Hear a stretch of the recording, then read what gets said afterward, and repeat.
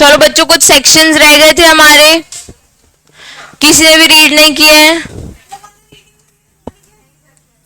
अपना जो सेक्शन 8, 9, उसके आगे स्टिकी नोट्स में मैं शॉर्ट में लिखा रही हूँ, तुम उसी को रीड कर लेना। फिर जहां सेक्शन 8 लिखा है वो खोलो पेज। सेक्शन 3, 4, 5, 6, 7, 8 पढ़ा था बॉन्ड्स वाला, उसके बाद 8A है सेक्शन, वो खोलो।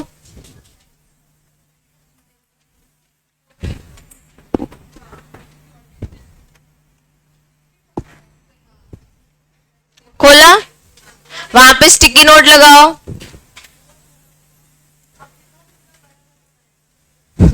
दो लाइन ही है, medium size.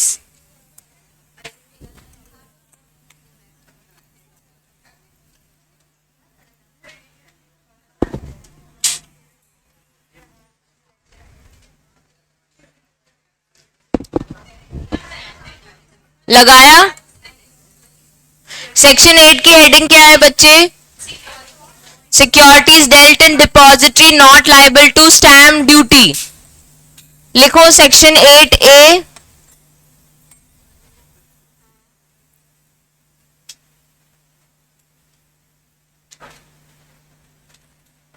Securities dealt in depository not liable to stamp duty. मैंने बताया था अगर आपके डीमैट अकाउंट से सिक्योरिटीज इशू हो रही है या सिक्योरिटीज ट्रांसफर हो रही है तो उसकी स्टैम्प ड्यूटी डायरेक्टली भर लेते हैं वो लोग। तो securities dealt in depository are not liable to pay stamp duty. और transfer of securities held in demat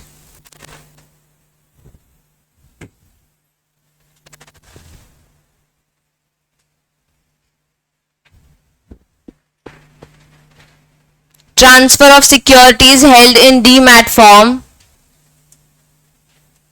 are free from the burden of stamp duty.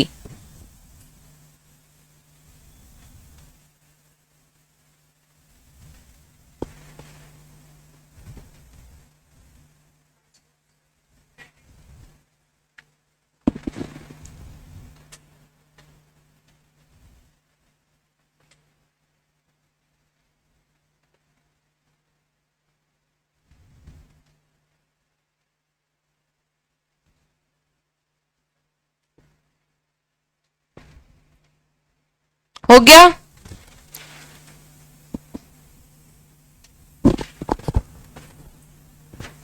Five, four, हो गया, 3, 2, 1। 8B लिखो, उसी के नीचे 8B है, सिर्फ हेडिंग लिखी हुई है उसमें, तो हेडिंग के आगे लिख दो नॉट लाइबल टू ड्यूटी।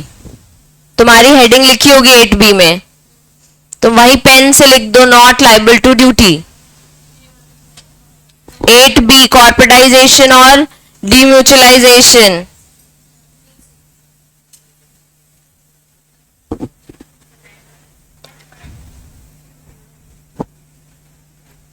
ठीक है। सेक्शन 9 है reduction, remission and compounding of duties. लिखा है सेक्शन 9, वहां लिख दो एम्पावर्स गवर्नमेंट टू रिड्यूस और रेमिट वेदर रेट्रोस्पेक्टिवली, या अगर लिखा है तो वहीं मार्क कर लो, ठीक है, मत लिखो फिर। वेदर रेट्रोस्पेक्टिवली या prospectively stamp duty payable on any instrument. इसका मतलब क्या है?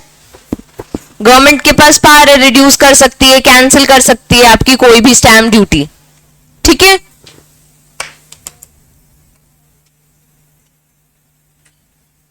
लिखा है तो मार्क करो ना। हो गया ये सेक्शन, ठीक है। अब एक कल डिनोटिंग ड्यूटी पढ़ा था हमने, मोड ऑफ स्टैम्प ड्यूटी के बाद, वो टॉपिक खोलो। डिनोटिंग ड्यूटी,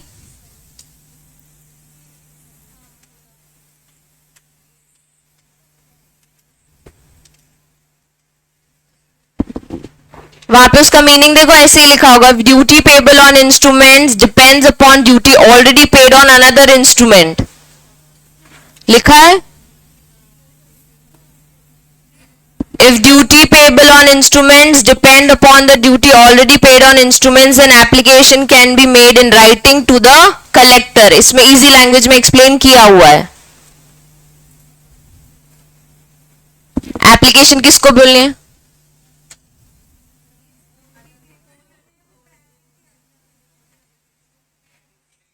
मिल गया?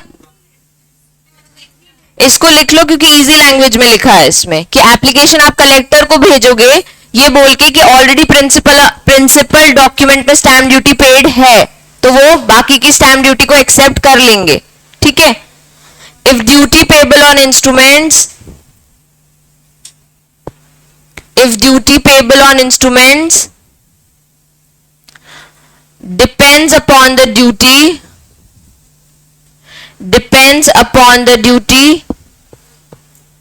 already paid on another instrument, then application can be made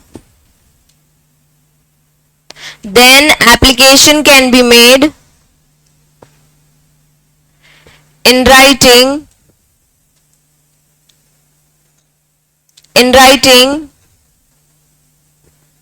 to the collector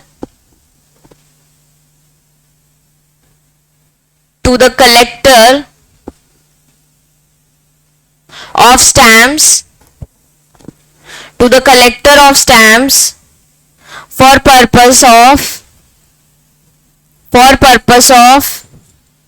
ascertaining the duty, full stop।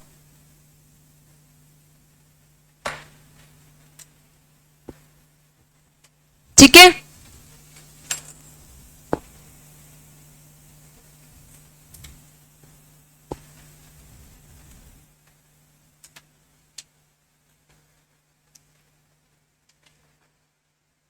Section 31 बताओ, सेक्शन 31 खोलना।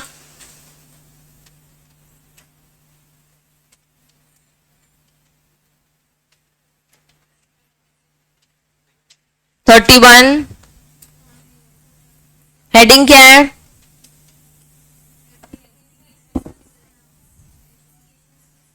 Education to stamps. वहां पे लिखो, मीनिंग लिख लो उसका। इफ अ पर्सन, हाँ रुक रही हूं, सेक्शन 31 ओपन करो, पेज नंबर बताओ।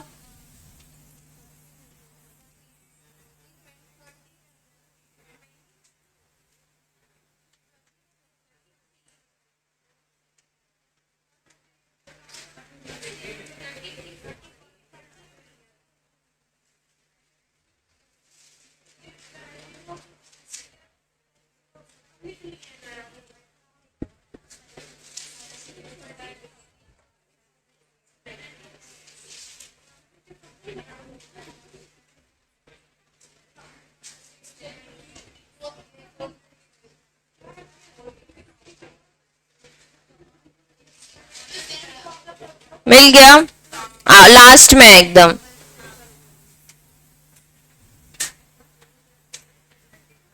ये यहां पे लिखो, if a person is not sure about the duty payable on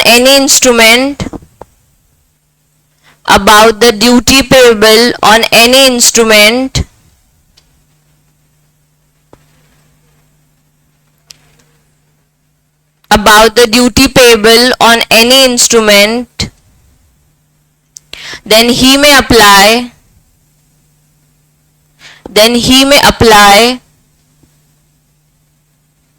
to collector of stamp.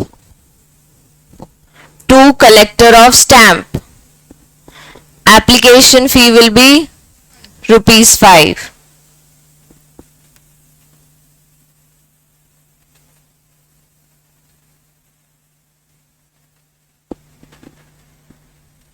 ठीक है, अभी हम इसके क्वेश्चंस भी देखेंगे, तुमको क्लैरिटी हो जाएगी कि मैम ये छोटे नोट्स क्यों लिखवा रही हैं, क्योंकि तुमको इतना लेंदी पढ़ने की जरूरत नहीं है। अगर सेक्शन 31 से कुछ आता है तो तुम्हें एक क्रक्स पता है कि सेक्शन 31 में क्या लिखा है, तो अगर कुछ भी ऐसा सपोज ऐसा कुछ आ गया तो तुम इसको एक्सप्लेन कर सकते हो कि हाँ, अगर किसी पर्सन श्योर नहीं है तो वो डायरेक्टली कलेक्टर के पास चले जाए। इसको अच्छे से एक्सप्लेन कर सकते हैं ना हम।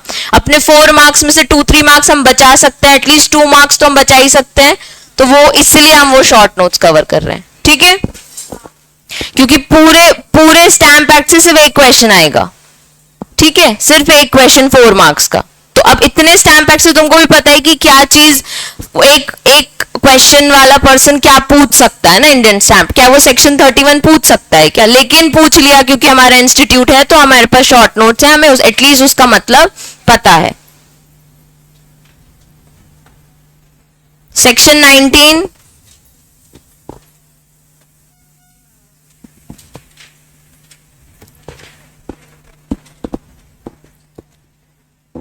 कल पढ़े थे, सेक्शन 19 मिला?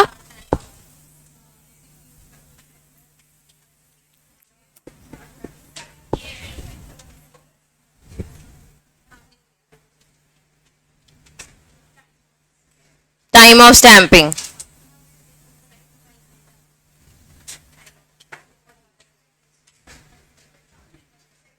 ये मार्क्ड है, छोटा सा लिखा हुआ है, ठीक है, ये नीचे ये बच्चे, ये सेक्शन 19। चलो लिखो, as far as bill of exchange and promissory note are concerned, इसको शॉर्ट में लिख सकते हो B/E एंड PN। सेक्शन 19 नहीं मिला, 18 के नीचे एक पैराग्राफ में लिखा है, सेक्शन 18 के जस्ट नीचे लिखा है बच्चे पैराग्राफ में, इसलिए मैं बोलती पढ़ के आओ। ये पढ़ के आई हो? तुमने बोला IPC और वो पढ़ रही थी मैं CRPC। चलो, as far as bill of exchange and promissory notes are concerned, लिखा हुआ है तो मार्क कर लो, ठीक है। Section 19 makes an elaborate provision, any bill of exchange payable otherwise than on demand, any bill of exchange payable otherwise than on demand or promissory note drawn or made out, read कर लो बच्चे, लिखा हुआ है तो ठीक है, drawn or made out of India must be stamped and the stamp cancel before the first holder in India deals with the instrument, that is presents the same for acceptance or payment। पूरा लिखा है, और तो read करके मतलब बताओ।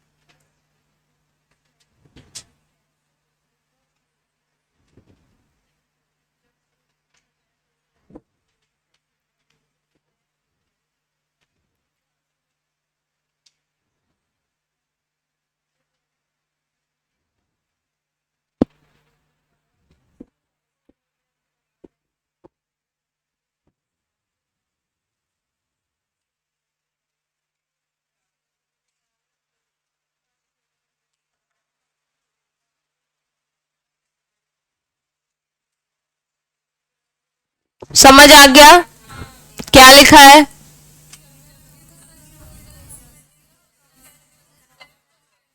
दोनों कर देना चाहिए, ठीक है। तो 17 में हमने पढ़ा था अगर इंडिया में एग्जीक्यूट कर रहे हो तो डेट ऑफ एग्जीक्यूशन या फिर बिफोर दैट डेट, और अगर आउटसाइड इंडिया कर रहे हो तो with in 3 months first receive in India. और 19 में बोलते हैं अगर bill of exchange promissory note अगर इंडिया के बाहर है तो it should be properly stamped and cancel, ठीक है। अब मुझे तुम लोगों को एक सेक्शन पढ़ाना था, सेक्शन 35। देखो सेक्शन 35 तुम्हारी बुक में बहुत ही एलैबोरेटेड वे में दिया हुआ है। हाँ ठीक है, देखो ड्यूली स्टैम्प्ड का मतलब क्या है, हमने जब पहले पढ़ा था स्टार्टिंग में हमने पढ़ लिया था इंडियन स्टैम्प। ड्यूली स्टैम्प्ड यानी कि प्रॉपरली स्टैम्प्ड है, ठीक है।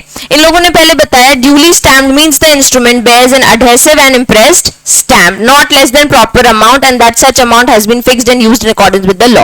ड्यूली स्टैम्प मतलब क्या, एडहेसिव जहां लगता है या वो लगा दिया या इम्प्रेस स्टैम्प लगा दिया और प्रॉपर अमाउंट का स्टैम्प लगाया जिससे पता चल रहा है कि आपने स्टैम्प ड्यूटी पे कर दी है। हमारे पास जो सेक्शन है वो बोल रहा है instruments not duly stamp inadmissible in evidence. मैंने कल ही बताया था कि अगर प्रॉपरली स्टैम्प नहीं होगा या स्टैम्प ड्यूटी पे नहीं होगी, तुम्हारे सिविल जज, सिविल कोर्ट वाले इसको एज एविडेंस एक्सेप्ट नहीं करेंगे। वो सबसे पहले क्या बोल देंगे, इसमें स्टैम्प ड्यूटी क्लियरली पेड नहीं है। अब जब हम पढ़ रहे थे यही वाला सेक्शन तुम्हारी बुक में बहुत अलग तरीके से बताया हुआ है, लेकिन मीनिंग यही है, हम वो भी पढ़ लेंगे बुक वाला भी। An instrument which is not duly stamped can not be admitted as evidence, वहां लिख दो सिविल कोर्ट, आर्बिट्रेटर या any other authority that is commissioner. ये वर्ड नहीं लिखा है तुम्हारे में, civil court, arbitrator, any other authority. अगर मैं बुक खोलूं,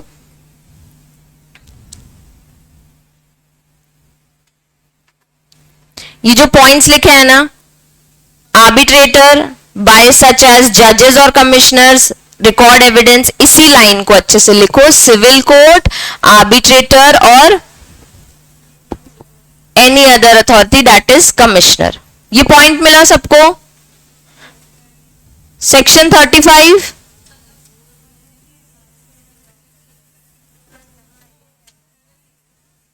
मिला सबको, वहां पे लिख दिया सिविल कोर्ट, आर्बिट्रेटर और any other authority that is commissioner.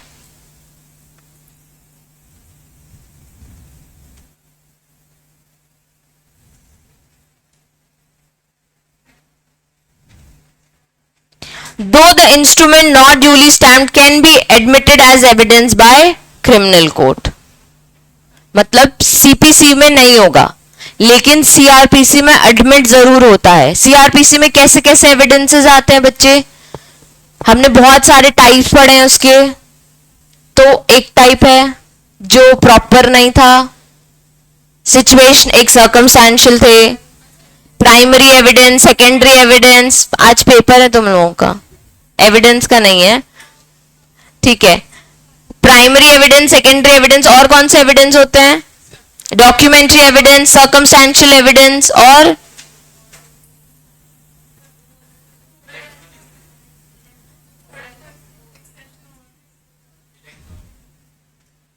बच्चे कौन सी डेट है, 21 सितंबर।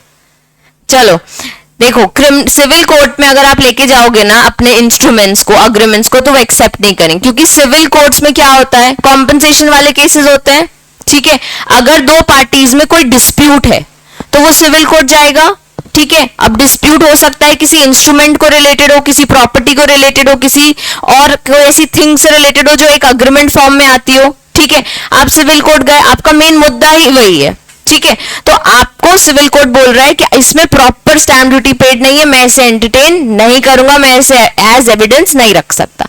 क्रिमिनल मैटर्स में अभी तुमने इतने सारे ऑफेंसेस पढ़े, ठीक है, मर्डर से लेकर बहुत सारे ऑफेंसेस अपन ने पढ़ लिए। अब वो ऑफेंसेस, थेफ्ट, रॉबरी, क्या उसमें कोई इंस्ट्रूमेंट से रिलेटेड कोई बात थी क्या, नहीं थी। पर इसको प्रूफ करने के लिए अगर इंस्ट्रूमेंट एज एविडेंस देना पड़े, मतलब एक पार्ट होगा, एक बहुत छोटा सा पार्ट होगा इसमें एक इंस्ट्रूमेंट, ठीक है, तो क्रिमिनल कोर्ट उसे एक्सेप्ट कर लेता है, ठीक है, एडमिट कर लेता है। उसके बाद उसके हिसाब से उसे जजमेंट देना है नहीं देना है वो बात की बात है, वो जज के ऊपर डिपेंड करता है। क्योंकि आप ऐसे random document without sign, without attestation और उसमें कोई भी स्टैम्प ड्यूटी पे नहीं होगी ऐसा लेके जाओगे तो कोई भी जज नहीं है। सपोज उसमें प्रॉपर स्टैम्प ड्यूटी पेड नहीं है लेकिन ऐसा एक इंस्ट्रूमेंट आपके पास रखा है, whether it's a will, whether it's an agreement, whether it's related to property, तो क्रिमिनल कोर्ट इसे एक्सेप्ट कर लेते हैं, मतलब एडमिट जरूर कर लेते हैं। क्योंकि क्रिमिनल कोर्ट के मैटर्स बेस क्या होता है, क्राइम, ठीक है। सिविल कोर्ट में क्या होता है, बेस डिस्प्यूट, ठीक है। अब वो डिस्प्यूट हमेशा आर्बिट्रेशन में आपका एक अग्रीमेंट होगा, उसमें आपने क्लॉज डाल दिया था आर्बिट्रेशन क्लॉज कि अगर हमारे बीच कोई डिस्प्यूट होगा तो हम एक जन अपना अपना आर्बिट्रेटर लाएंगे और फिर उससे मुद्दा सॉल्व कराएंगे, ठीक है। अब आर्बिट्रेटर के सामने आप जो अग्रीमेंट रखोगे जिसमें आर्बिट्रेशन क्लॉज है और आपकी बाकी पार्टनरशिप की या जो भी प्रॉपर्टी को लेके जो भी टर्म्स एंड कंडीशंस है वो अगर प्रॉपर्ली स्टैम्प्ड नहीं होगी तो वो एक्सेप्ट नहीं करेंगे, ठीक है। तो क्या लिखा है, instrument not duly stamped in admissible in evidence. तो ये सिविल कोर्ट में, आर्बिट्रेटर में और एनी अदर अथॉरिटी में इनएडमिसिबल रहते हैं, लेकिन क्रिमिनल कोर्ट्स में ये एडमिसिबल रहते हैं, ठीक है। क्रिमिनल कोर्ट हमेशा एंटरटेन जरूर करता है, उसके हिसाब से जजमेंट दे ना दे वो जज के ऊपर है, लेकिन ऐसे इंस्ट्रूमेंट्स को एंटरटेन जरूर करेगा, ठीक है। An insufficiently stamped instrument is not an invalid document and can be admitted as an evidence on the payment of penalty of rupees 5 or 10 times the amount of proper duty or deficient portion whichever is higher। मतलब criminal court आपको क्या बोलता है, इसमें stamp duty ढंग से paid नहीं है, आप पेनाल्टी पे करो या 10 बार इस अमाउंट का 10 गुना पे करो तो हम इसे एक्सेप्ट कर रहे हैं, ठीक है। Unstamped receipts will be admitted as evidence on the payment of ₹1 as penalty. An instrument executed by or on behalf of the government is admissible as an evidence even if the stamp duty is not paid. An instrument which is not duly stamped can be accepted as evidence if it is bears the certificate of collector. हमने ये भी देखा था कि अगर आप collector से certificate लेके आ जाओगे तो भी हम उसको एविडेंस ले लेंगे, जो कल ही अब भी हमने एक सेक्शन पढ़ा, ठीक है।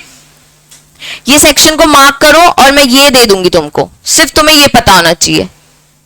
अगर क्वेश्चन आ गया इंस्ट्रूमेंट्स नॉट ड्यूली एडमिसिबल या इनएडमिसिबल एज एविडेंस, तो तुम्हें बताना है सिविल कोर्ट, आर्बिट्रेटर और any authority will not accept it, criminal courts can admit it. उसके बाद फिर अगर इनसफिशिएंट स्टैम्प्ड इंस्ट्रूमेंट है तो 5 रुपए पेनाल्टी और या फिर 10 गुना पेनाल्टी पे करके उसे आप एक्सेप्ट करा सकते हो। अगर आपके पास कलेक्टर का सर्टिफिकेट है तो भी आप उसे एडमिट करा सकते हो। अनस्टैम्प्ड रिसीट में 1 रुपी पे करके उसे एक्सेप्ट करा सकते हो। और फिर अगर इंस्ट्रूमेंट एग्जीक्यूटेड अगर गवर्नमेंट के बिहाफ में तो वैसे भी वो एक्सेप्ट होगा, हमने पढ़ा है कि वो तो not chargeable to the stamp duty है, ठीक है। 5-6 पॉइंट्स याद हो गए। तो अगर मैं पूछूं कि कौन से इंस्ट्रूमेंट्स हैं जो इनएडमिसिबल हैं, जो ड्यूली स्टैम्प नहीं है, ठीक है, तो कौन कौन से हैं, सिविल कोर्ट, आर्बिट्रेटर और कमिश्नर ऐसे इंस्ट्रूमेंट्स को नहीं एडमिट करते। Criminal courts as an evidence admit करते हैं। उसके बाद इनसफिशिएंट स्टैम्प ड्यूटी है, अभी आपने क्या किया, कंप्लीट स्टैम्प ड्यूटी पे नहीं किया तो कितनी पेनाल्टी है, 5 rupees 10 times of the amount पे करके आप उसे एडमिट करा लो। उसमें लिखा है whichever is higher. Unstamped receipts है अगर आपके पास तो 1 रुपी पेनाल्टी। उसके बाद अगर गवर्नमेंट के बिहाफ में तो भी एडमिट कर लेंगे, अगर कलेक्टर का सर्टिफिकेट है तो भी एडमिट कर लेंगे, ठीक है।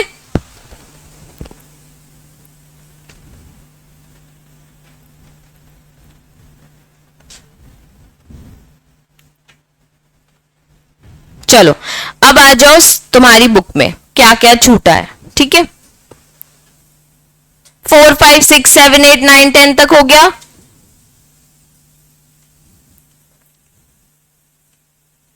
कल हमने मोड्स ऑफ कैंसिलेशन और ये भी पढ़ लिए, ठीक है।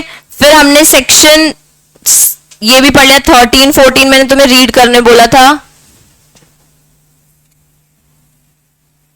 हमने कल 13 तो पढ़ा था, इंप्रेसिव स्टैम्प कैंसिल कर मतलब उसमें प्रॉपर प्रिंट होना चाहिए।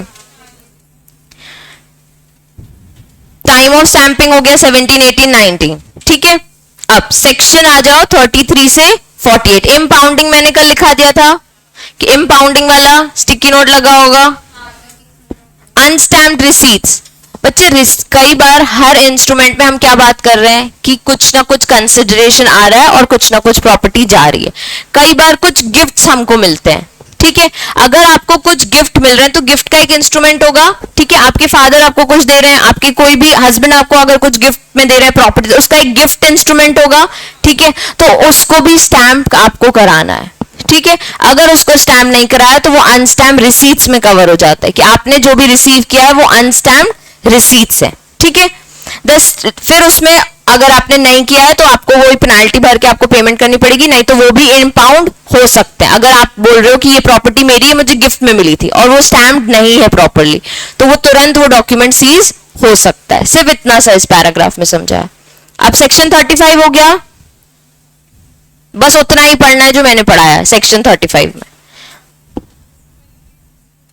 हाँ बच्चे, विल अगर आपने प्रॉपरली करी है तो एफिडेविट फॉर्म में अगर कर दिए तो चल जाएगा, लेकिन हाँ स्टैंप वगैरह वगैरह करते हो तो ठीक है। बाकी अगर सिर्फ एक नॉर्मल पेपर में भी होता है ना तो करते हैं। लॉ बोलता है कि जो पर्सन है ही नहीं तो वो जाते जाते कुछ गलत नहीं लिखता है। मतलब ये हमारा लॉ भी थोड़ा सा कस्टम फॉलो करता है कि इफ पर्सन इज लीविंग और अगर वो कुछ मरते मरते कुछ लिख के गया है, अब वो तुरंत तो स्टैंप हो नहीं गया, वो हॉस्पिटलाइज्ड है या पर्सन ने एक पेपर में रफली लिख दिया है और वो स्टैंपिंग वगैरह नहीं हुई तो कोर्ट उसे एक्सेप्ट करता है ड्यू टू आर कस्टम्स कि दैट पर्सन जब वो जा रहा है तो ना ही वो कुछ झूठ बोल रहा होगा, ना ही वो कुछ ऐसा लिख रहा होगा जो किसी और के अगेंस्ट में हो जाए या उसी के फेवर में हो जाए वैसे।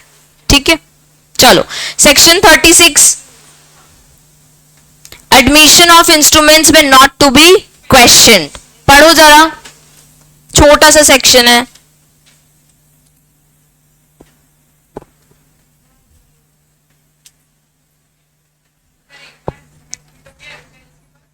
बस अगर एक बार कोर्ट ने उसे एडमिट कर दिया तो उसके बाद उसको डिनाई या रिजेक्ट वो नहीं कर सकता। ये हमने कल भी देखा था। इंपाउंडिंग कर रहे हो तो अगर आप सीज कर दे रहे हो तो ठीक है, सीज नहीं कर रहे हो और बाद में बोल रहे हो कि अरे यार इसमें तो गलत स्टैंप ड्यूटी थी, तो वो अलाउड नहीं है। सेक्शन 36 हो गया। Section 37, admission of improperly stamped instrument. Same चीज, प्रॉपरली स्टैम्प नहीं था, एडमिट कर लिया तो अब उसे रिजेक्ट या डिनाई नहीं करा सकते। किसमें बच्चे? सेक्शन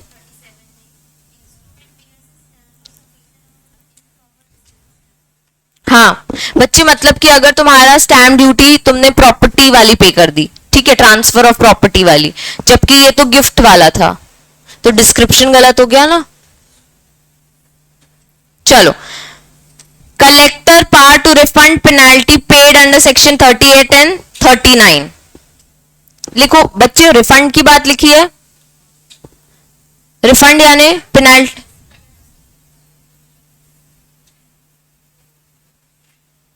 रिफंड की बात लिखी है। पेनाल्टी पे की तो क्या वो रिफंड हो सकती है क्या? कल हमने सिर्फ डिस्कस किया था कि अगर कोई पेनाल्टी पेड है तो वो रिफंड हो सकती है। रिफंड तब हो सकती है जब आप क्लियरली उसको सर्टिफिकेट करके या क्लियरली बता दो कि देखो हमने अब प्रॉपरली स्टैम्प ड्यूटी भर दी है, उस टाइम मिस्टेकनली हमने नहीं भरी थी। अगर आप वो चीज की एप्लीकेशन देते हो और वो कलेक्टर उस चीज से सेटिस्फाई होता है, वो रीजनेबल, उसको सही लगता है आपका कॉज, तो वो आपको उस चीज को रिफंड भी देते हैं। इसमें देखो, पढ़ो जरा सेक्शन 39। जो 38 में पेनाल्टी लगी थी वो 39 में रिफंड भी हो जाती है।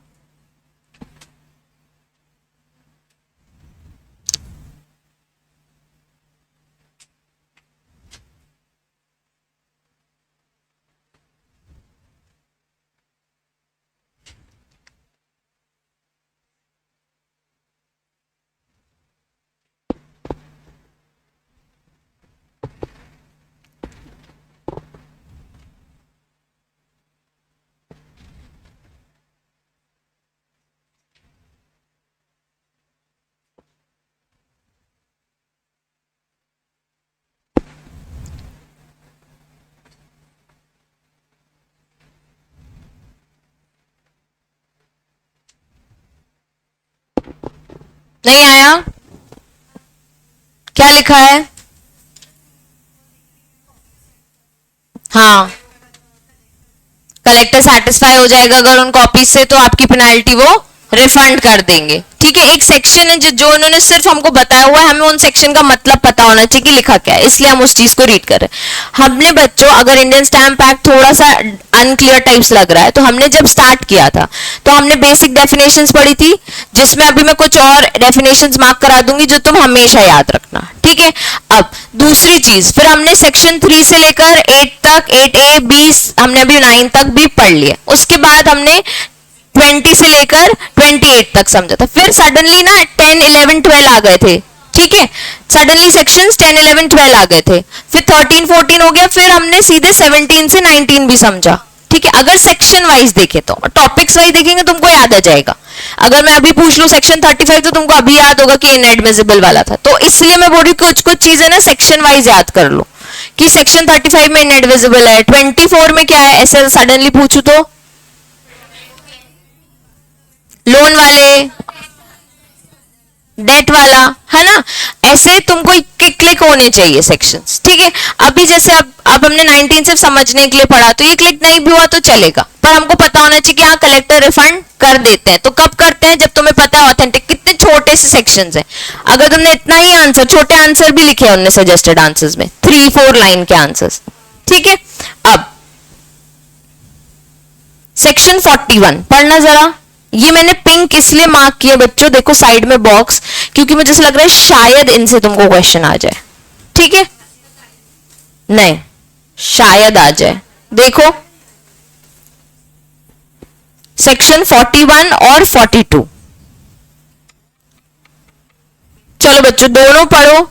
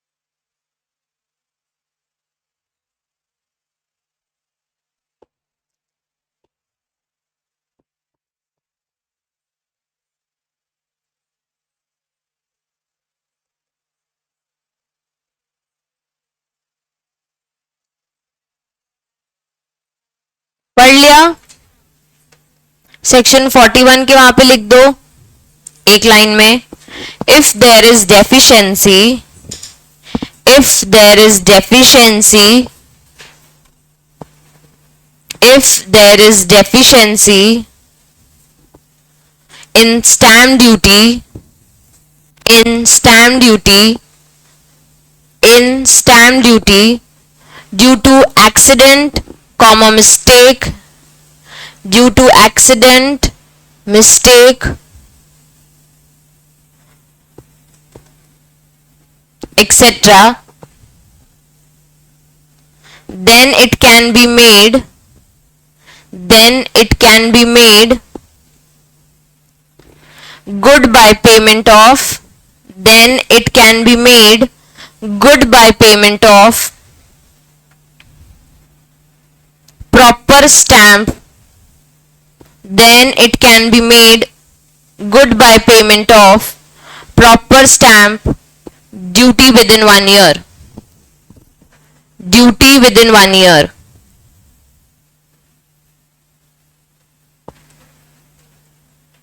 आई होप 41 सेक्शन सबको समझ आ गया होगा, ठीक है।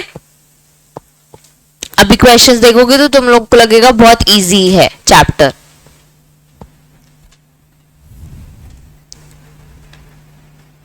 एक सेक्शन है बच्चे इसके बाद रिकवरी एंड रिफंड्स, और उसके नीचे refund of duty penalty in certain cases by revenue authority section 45। उसको इंपॉर्टेंट मार्क करो।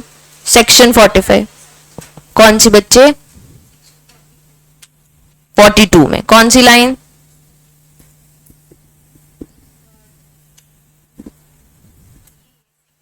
द ड्यूटी एंड पेनाल्टी,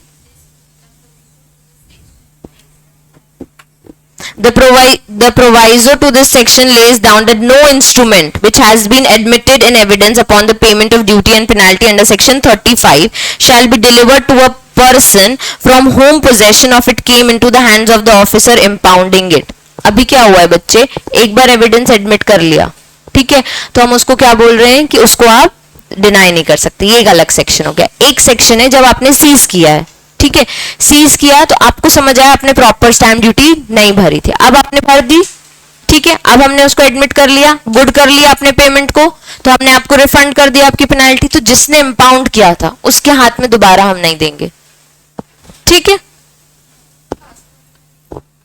तुम्हारा डॉक्यूमेंट सीज हुआ था, किसी न किसी ऑफिसर ने किया होगा, पब्लिक अथॉरिटी की राइट था, ठीक है। अब तुम कलेक्टर के पास गए, अथॉरिटी के पास गए, तुमने रेवेन्यू अपनी प्रॉपर गवर्नमेंट को पहुंचाई कि हमने ये स्टैम्प ड्यूटी पे कर दी है आपकी, आप खुश रहो। उसको सही लगा, सारे डॉक्यूमेंट्स उसने ऑथेंटिक किए, आपके पेमेंट उसने जो पेनाल्टी वाली थी वो रिफंड कर दी, ठीक है। आपने 300 रुपए स्टैम्प ड्यूटी भरी, आपने पहले जो 5 रुपए पेनाल्टी भरी होगी सपोज, वो उसने आपको वापस दे दी। अब बोल रहे हैं आपका जो डॉक्यूमेंट सीज हुआ था वो हम दोबारा नहीं दे रहे, ठीक है, मतलब कि वो हम आपको इंपाउंडिंग ऑफिसर्स के दोबारा हाथों में नहीं दे रहे हैं, ठीक है, जिसने आपका वो सीज किया था। Before the expiration of 1 month from the date of such impounding, or if the collector has certified that the further detention is necessary and not cancelled such certificate।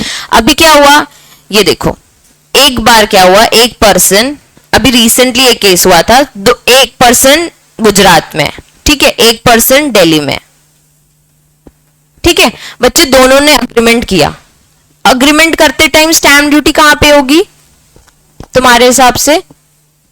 एक गुजरात का है, मतलब एक अहमदाबाद का है और एक दिल्ली का है, बताओ स्टैम्प ड्यूटी पे कहां होगी? स्टेट मैटर है ना, गुजरात और दिल्ली है, दोनों जगह क्यों पे होगी?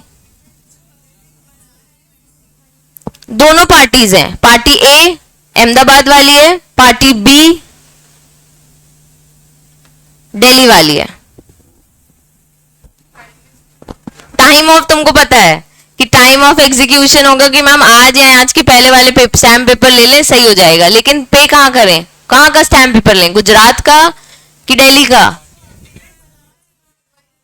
बच्चे दोनों एंटर कर रहे हैं, अग्रीमेंट बना रही हो मतलब टाइप कर रहा हो, जो मैं टाइप कर रही हूँ, जबलपुर बैठ के अग्रीमेंट बना रही हूँ, बताओ कहां की स्टैम्प ड्यूटी भरूं? मैं बना रही हूँ इन दोनों का अग्रीमेंट।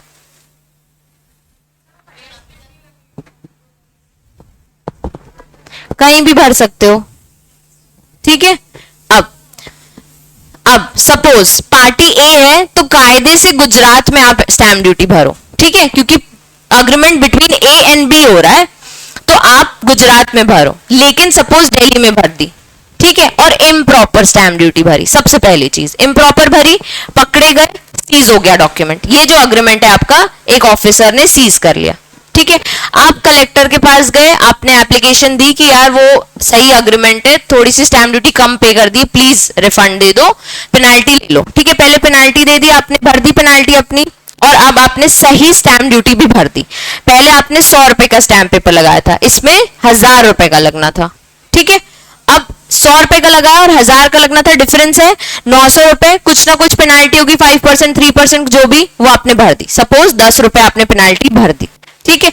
अब आप कलेक्टर के पास गए, देखो ये सारे डॉक्यूमेंट्स हैं, 100 रुपए का स्टैम्प पेपर था, अब मैंने 1000 रुपए के स्टैम्प पेपर में अग्रीमेंट कर लिया है, ठीक है। फिर से एक अग्रीमेंट हुआ, 1000 रुपए में मैंने अग्रीमेंट कर लिया है, तो आप मेरी पेनाल्टी रिफंड कर दो अगर आपको लगता है। तो उसने 10 रुपए उसके रिफंड कर दिए, 1000 रुपए एक्सेप्ट कर लिया कि ठीक है तुमने सही कर लिया। ये वाला जो अग्रीमेंट है पुराना वाला, ये हम किसी को नहीं दे रहे, ठीक है।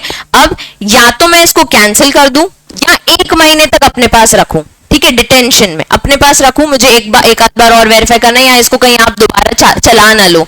100 रुपए वाला मिल गया तो आप सोचोगे अरे 100 रुपए वाला है, अब इसी को चलाते हैं, ठीक है, तो वो बोल रहा है कि हम किसी को वापस नहीं दे रहे, ठीक है, 1 महीने रुक जाओ, हम और चेक कर ले तो दे देंगे, और यहाँ हम इसको कैंसिल कर देंगे, ठीक है। अब ये जो क्वेश्चन मैं कर रही थी अहमदाबाद और दिल्ली वाला, अब उस पे आते हैं कि अपन ने क्या किया, दिल्ली की स्टैंप ड्यूटी भर दी, तो क्या करें।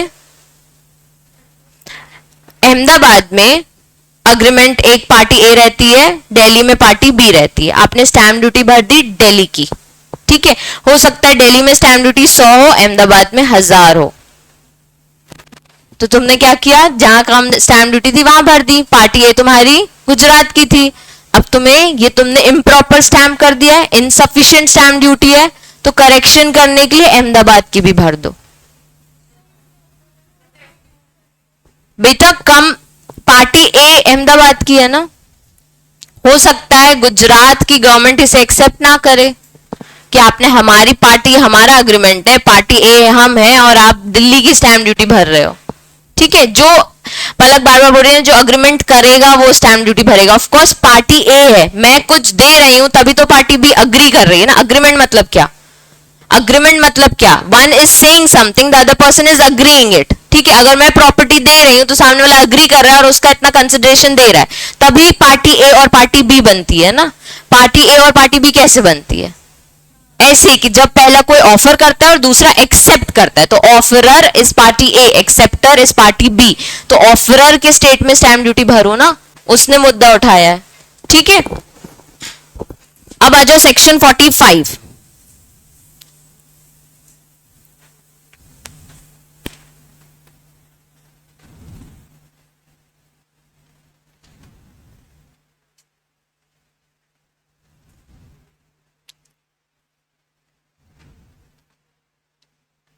आ गए, चलो सेक्शन 45 में देखो यहां दिया है एक पैराग्राफ, एक पूरी टेबल, ठीक है। इट इज, अब पहले तुम ये पैराग्राफ पढ़ लो, यहां तो ये वाला सेक्शन 45 बोल कह रहा है, पढ़ लो अच्छे से पढ़ना, इंपॉर्टेंट सेक्शन है।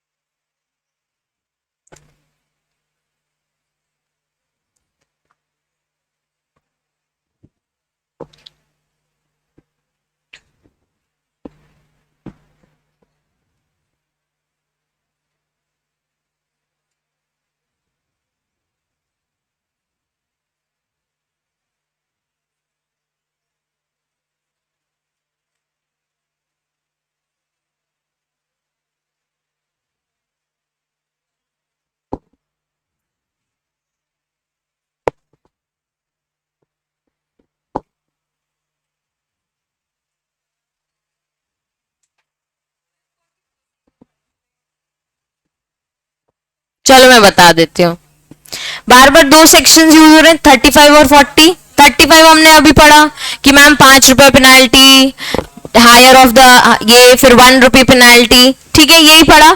सेक्शन 45 40 ये हो गया 35। 45 में क्या बोलता है कि अगर किसी पब्लिक ऑफिसर ने आपका डॉक्यूमेंट इंपाउंड किया है, सीज किया है, ठीक है, अब ऑफिसर को लगा स्टैम्प ड्यूटी प्रॉपर पे नहीं है, इसलिए उसने आपका डॉक्यूमेंट सीज कर लिया, कलेक्टर के पास गया आपका इंपाउंडेड डॉक्यूमेंट। कलेक्टर को अगर लगता है कि इसमें तो स्टैम्प ड्यूटी लगनी ही नहीं थी या इसमें प्रॉपरली स्टैम्प ड्यूटी है, तो वो उसे प्रॉपरली स्टैम्प डिक्लेयर कर देता है। अगर कलेक्टर को लगता है कि कम स्टैम्प ड्यूटी पे की है या गलत स्टैम्प, तो पेनाल्टी लगा देगा कुछ 5 रुपए, ठीक है, और बोल देगा पेनाल्टी भरो और अब आपका डॉक्यूमेंट प्रॉपरली स्टैम्प्ड है। तो दोनों सेक्शंस में कहीं ना कहीं पेनाल्टी लग रही है, ठीक है। जब आपने ये पेनाल्टी भर दी, आपने भर दी, इसके रिफंड के लिए आप अप्लाई कर सकते हो, ठीक है। सेक्शन 45 बोलता है refund of duty or penalty in certain cases by revenue authority, ठीक है। Section 45 empowers chief controlling revenue authority, जो उनके ऑफिसर होंगे, ठीक है, जो हमारे स्टैम्प ड्यूटी कलेक्ट कर रहे हैं, revenue officers, to order refund of excess duty or penalty paid. अगर आपने ज्यादा ड्यूटी पे कर दी, आपको पता चल रहा है कि 100 रुपए थी, 1000 भर दी, तो आप रिफंड के लिए अप्लाई कर दो। पेनाल्टी पे कर दी है तो भी रिफंड के लिए अप्लाई कर लो, ठीक है। Chief controlling revenue authority upon the application made within 1 year from the date of payment can order refund in part or full. अब ये जो पार मिली है पेनाल्टी और एक्सेस ड्यूटी पे करने के लिए, चीफ कंट्रोलिंग रेवेन्यू अथॉरिटी को सेक्शन 45 में दे दी। कैसे रिफंड करेंगे? Power of the collector under section 39 और power of the controlling revenue authority under section 45, क्योंकि यही सेम चीज रिफंड वाला हमने सेक्शन 39 में भी देखा, ठीक है। Refund of penalty only, collector क्या कर सकता है? सिर्फ पेनाल्टी रिफंड कर सकता है। Revenue officer refund of penalties duties where they have been paid in excess. power to refund the penalty restricted only in 2 cases mentioned in 39, और इसको 45 भी कवर होता है। Power under section are not subject to any such limitation, मतलब revenue officer के पास कोई limitation नहीं, वो कोई भी ड्यूटी हो, कोई भी वो पेनाल्टी हो, वो उसको रिफंड कर सकता है। वो बड़े हो गए। अब there is no limit for the collector to exercise his power to refund, मतलब कि अगर कोई पेनाल्टी एक्सेस पेड है या पेड है और उसके बाद वो उसको ऑथेंटिकेट कर देता है कि अब तुमने राइट डॉक्यूमेंट्स लिखे हैं, तो कलेक्टर के पास है एनी लिमिट की, कोई उस पर रिस्ट्रिक्शंस और बंदिशें नहीं है, वो उसे कैसे भी रिफंड कर सकता है। Section 45 provides the time limit, अपन को 1 ईयर का दिया है टाइम, ठीक है। तो जो रेवेन्यू ऑफिसर है उसको 1 साल का टाइम दे, 1 साल में आप ये रिफंड वगैरह एक्सेस का कर सकते हो। The power under section 39 is routine function of the collector, उसका तो काम ही यही है। और इसमें the power under section 45 exercise only when the application is made by a party. The collector may also use his discretion, और इसमें the power under section 40 is purely discretion one, and the chief controlling can not compel to exercise his power in any further proceedings, ठीक है। ये तुम्हारी book में बनी हुई है टेबल, ये वाली, मुझे सिर्फ ये तुम्हें बताना था शॉर्ट में। ये लिखना है कि ये मैं भेज दूं तुमको स्क्रीनशॉट, दिया हुआ है, ठीक है। चलो फिर भी मैं भेज दूंगी किसी को चाहिए हो तो। अब ये तुम्हारे लिए इंपॉर्टेंट सेक्शन हो गया 45। अब तुम पढ़ लेना सारे, ये सिर्फ रीड करने के लिए। Alliances, refunds. अच्छा मुझे एक बात बताओ, बस ये स्पॉइल स्टैम्प का मतलब, इससे रिलेटेड एक क्वेश्चन आया था, खराब हो गया, कैसे खराब होते हैं? हाँ पॉइंट। और कभी कभी आपने स्टैम्प पेपर ले लिया अच्छा खासा और उसमें प्रिंट प्रॉपरली नहीं किया, स्पॉइल स्टैम्प, मिसयूज कर दिया। मिसयूज कैसे करते हैं? वेंडर्स ने लेके रख लिए बहुत सारे स्टैम्प और उसके बाद फिर उसको अब मिसयूज कर रहे हैं, पुराने पुराने स्टैम्प आपको दे रहे हैं, ठीक है। स्पॉइल्ड स्टैम्प में एक्सपायरी भी आते हैं, ठीक है, कि आपके अब इतने पुराने स्टैम्प पेपर्स भी आप यूज नहीं कर सकते हो, कि अमेंडमेंट्स आते हैं, नए नए तरीके के स्टैम्प पेपर्स आ जाते हैं, ठीक है। पहले डेट्स नहीं लिखी होती थी, अब डेट्स लिख के आने लग गई हैं, तो अब वो कवर होता है स्पॉइल्ड स्टैम्प में और मिसयूज में। ये तुम्हें पढ़ना है, इसमें ये मार्क कर लो, क्लॉज डी।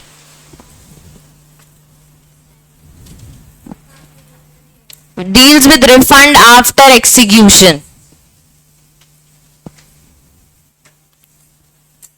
किया मार्क?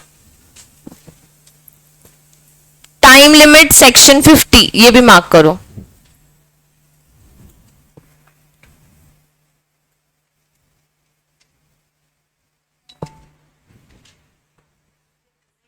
मतलब कि ये जो क्लॉज डी वाले पॉइंट्स है ना बच्चे, अगर इस ऐसी सिचुएशन आपके पास आती है, ठीक है, कि वो स्पॉइल शुरू से ही हो गए या बाद में स्पॉइल हुए हैं, ऐसी सिचुएशंस में टाइम लिमिट कब आती है? जब आप अप्लाई कर सकते हो कि हमें इस चीज की रिलीफ चाहिए, हमने स्टैम्प ड्यूटी भर दी थी, हमारा स्टैम्प पेपर स्पॉइल हो गया है, ठीक है। एक बार पढ़ोगे तो ये दोनों चीजें समझ आ जाएंगी।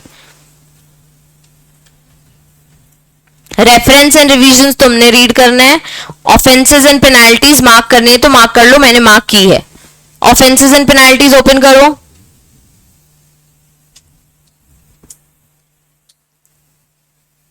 कि पहला है penalty for executing etcetera instrument not duly stamped, ठीक है, प्रॉपरली स्टैम्प नहीं है, मे एक्सटेंड टू ₹500, यहां पे लिखा होगा shall be punishable with fine which may extend to ₹500, मतलब प्रॉपरली स्टैम्प नहीं है तो कितनी पेनाल्टी, 500। फिर penalty for failure to comply provision of section 9A, मतलब डिपॉजिटरीज वाला, shall be punishable with not less than 1 lakh, extend up to 1% of the collection. Old book में दी है क्या इतनी सारी पेनाल्टीज? हाँ, 9A नया सेक्शन है, तुम्हारी बुक में नहीं है, ठीक है।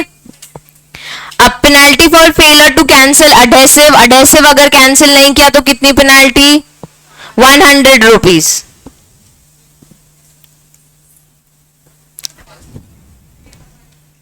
नहीं है हेडिंग्स, क्या है, पॉइंटर्स, तो और अच्छा है, छोटा है पढ़ने के लिए।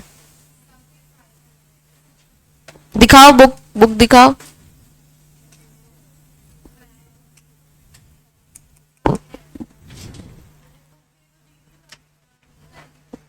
ठीक है, कोई बात नहीं।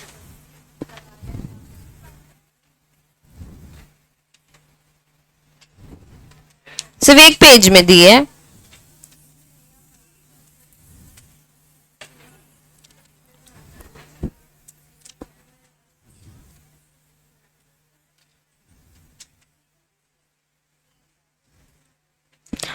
पॉइंटर्स में दी है ना, अच्छा है ना, एक एक लाइन में दी हुई है। देखो मैं बता रही हूं, अभी तुम्हारा ये पॉइंट नंबर, मुझे दे दे पेंसिल में मार्क कर देती हूँ, हाइलाइटर, बस ठीक है। देखो तुम्हारे पास पॉइंट नंबर 3A में सेक्शन 27 वाला लिखा है, 3ABC, ठीक है, बाकियों को स्क्रीन में दिख रहा होगा। उसके बाद है omission to comply with the provision of section 27, ये ABC तुम्हारी बुक में लिखे हैं।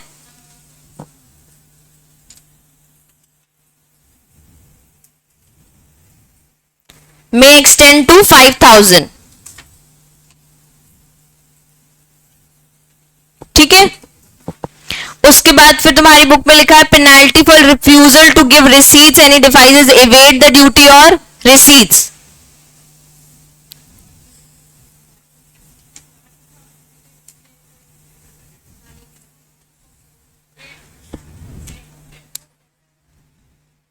बच्चे ये लिखा तो है नॉट एक्सीडिंग, फोर्थ पॉइंट तुम्हारी ओल्ड बुक में, फोर्थ पॉइंट की third line, not exceeding 20 rupees which में एक्सटेंड टू 100 रुपीज, ठीक है। बाकियों को स्क्रीन में आई होप दिख रहा होगा।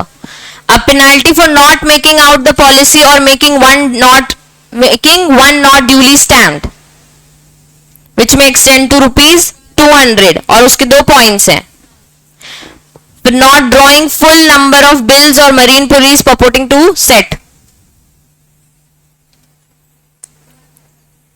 Point number 6, post dating bills ले रहे हैं, other devices to defraud the revenue,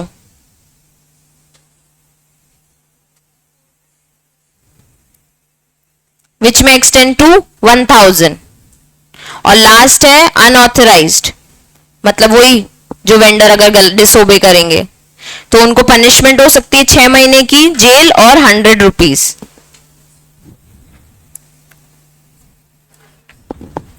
भूमिका थैंक्स, 500 ये दे दो, मैंने मार्क कर दिया इसमें, ठीक है। चलो अब मैं तुमको वो दिखाती हूँ, स्टैम्प पेपर्स और ये वो, ओह शिट,